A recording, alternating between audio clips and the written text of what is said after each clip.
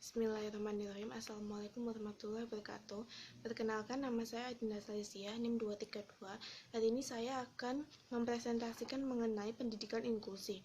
Dalam pendidikan inklusi terdapat prinsip pendidikan inklusi, yaitu setiap anak berhak memperoleh pendidikan dasar yang lebih baik. Dalam prinsip pendidikan inklusi terdapat dua, yaitu pendidikan segregasi dan integrasi. Pendidikan segregasi yaitu sistem pendidikan di mana anak berkebutuhan khusus terpisah dari sistem pendidikan pada anak umumnya, dilaksanakan secara khusus dan terpisah dari penyelenggaraan pendidikan untuk anak pada umumnya. Dalam pendidikan segregasi ini terbagi dalam beberapa macam, yaitu SLBA untuk anak tunanetra, SLBB tunarungu, SLBC untuk tunagrahita, SLBD untuk tunadaksa, SLBE untuk tunalaras. Sedangkan dalam pendidikan integrasi yaitu bahwa banyak anak dengan disabilitas kurang belajar bersama anak pada umumnya, tetapi mereka tetap tidak memperoleh layanan pendidikan secara memadai atau tidak mendapat sekolah dengan alasan yang tidak jelas.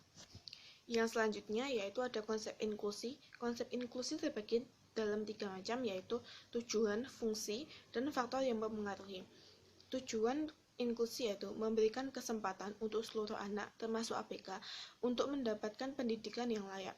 Sedangkan fungsi yang pertama yaitu mengidentifikasikan hambatan, yang kedua perencanaan dan monitoring pendidikan. Sedangkan faktor yang mempengaruhi yang pertama yaitu kebijakan sekolah, yang kedua guru bekerja sama dengan kooperatif, yang ketiga kesatuan cara pandang, dan yang keempat adanya komitmen. Yang selanjutnya yaitu ada ABK. ABK terbagi menjadi dua, yaitu klasifikasi dan karakteristik ABK. Dalam klasifikasi ABK terdapat yang pertama yaitu kelainan fisik. Kelainan fisik yaitu tunanetra, tunarungu, tunadaksa. Yang kedua yaitu ada kelainan mental emosi, yaitu tunagrahita dan tunalaras. Sedangkan anak berkelainan akademik yaitu klasifikasi anak berbakat, kesulitan belajar, perkembangan, dan kesulitan belajar akademik. Yang selanjutnya, karakteristik spesifik berkaitan dengan tingkat perkembangan fungsional, yaitu meliputi karakteristik anak berketerbelakangan mental, karakteristik gangguan perilaku dan emosi, karakter tunaganda, karakter kesulitan belajar, dan karakter anak berbakat istimewa. Yang selanjutnya yaitu ada komponen penyelenggaraan pendidikan inklusi. Yang pertama yaitu ada kurikulum. Kurikulum disusun untuk mewujudkan tujuan pendidikan. Adapun kurikulum yang diterapkan pada satuan pendidikan yang menyelenggarakan pendidikan inklusi tetap menggunakan kurikulum nasional untuk satuan pendidikan yang bersangkutan. Yang kedua ada guru. Pada pendidikan inklusi terdapat 3 guru, yaitu guru kelas, guru mapel, dan GPK atau guru pembimbing khusus. Guru kelas bertanggung jawab pada pengelolaan pembelajaran dan administrasi kelas, yang dipegang tidak menetap, dapat berubah sesuai dengan kondisi sekolah. Yang selanjutnya yaitu ada guru mapel, guru yang mengajar pada mapel tertentu sesuai kualifikasi yang disesuaikan. Yang ketiga ada GPK atau guru pembantu khusus, yaitu guru yang mempunyai latar belakang pendidikan biasa atau yang pernah mendapatkan pelatihan khusus terkait PLB. Yang selanjutnya ada anak didik. Anak didik ini dapat dikatakan sebagai ABK atau anak reguler.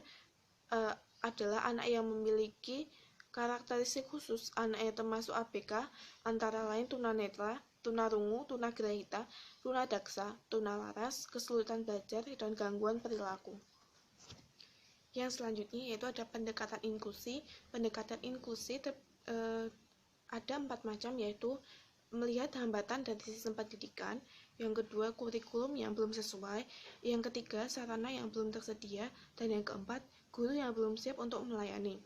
Selanjutnya untuk pengelolaan inklusif yaitu mencakup perencanaan dan pelaksanaan pembelajaran, yang kedua teknik evaluasi, yang ketiga pengaturan tata ruang di kelas inklusi.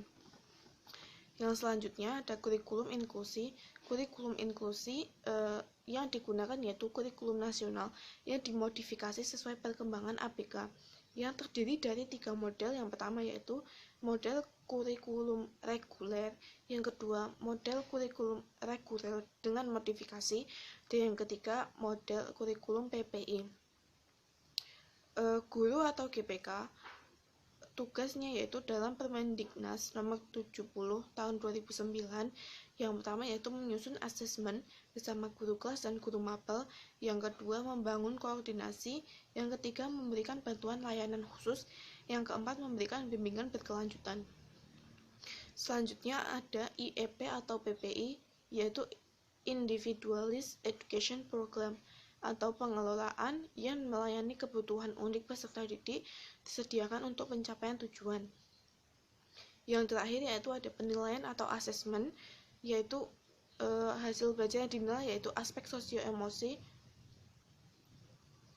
Hasil belajar yaitu aspek sosio-emosi, fisik motorik, perilaku adaptif.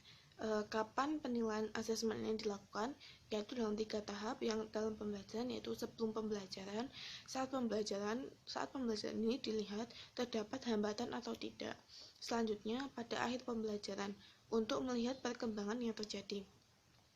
Selanjutnya fungsi penilaian asesmen ini digunakan untuk penyaringan dan penjaringan, eksplorasi kebutuhan anak, perencanaan pembelajaran, dan penilaian hasil. Sekian presentasi pendidikan inklusi pada hari ini. Apabila ada salah kata mohon dimaafkan. Wassalamualaikum warahmatullahi wabarakatuh.